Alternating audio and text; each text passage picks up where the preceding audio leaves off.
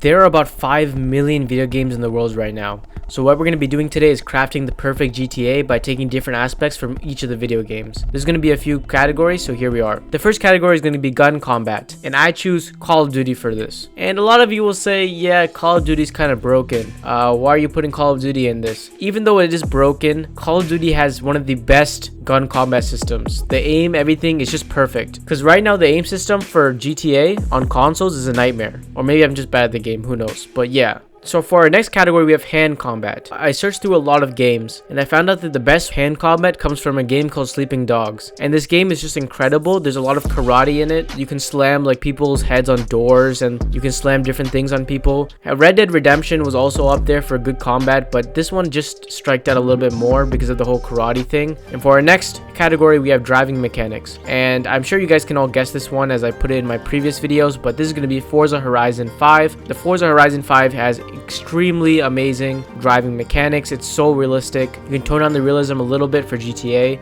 Alright, that's all I have to say about it. The graphics are insane as well. But yeah, so to our next category, we have flying mechanics. So flying mechanics, I was going to choose Microsoft Flight Simulator for this, but Microsoft Flight Simulator is way too realistic and it wouldn't be fun. So that's why I chose War Thunder. This is a sort of a more GTA vibe like, because a lot of the planes in this game have missiles on it, not oppressors, but actual planes with missiles on them. And I think it'd be a really cool system for GTA. And for our next one, we have NPC AI. And for this one, I chose a game that is not as well known, and it's called the Alien Isolation. And the coolest part about this game is that there is an alien in this game, which I'm going to be showing on the screen right now. It's kind of scary looking. But this alien, pretty much the way the user plays, the AI learns the way the user plays and makes it harder for the user. So imagine like you're just fighting an AI and they actually learn your moves and your play style and can actually fight back. That's how it works in Alien Isolation. And I think that's incredible. I think they should add that into GTA. That'd be pretty cool. Make the game harder. For next, we have building design. I covered a video on this game earlier. This is called Matrix Awakens, and this runs on Unreal Engine 5, and the building design on this is just incredible. I mean, if you just look at the amount of detail that the developers put into this building design, and I just think it's brilliant the way they've done this. And for our next one, we are doing in nature, so pretty much a natural environment.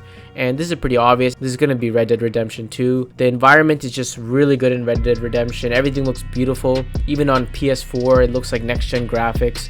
And the water and just the way the environment moves around you is just beautiful. There's so many animals. There's horses. There's polar bears.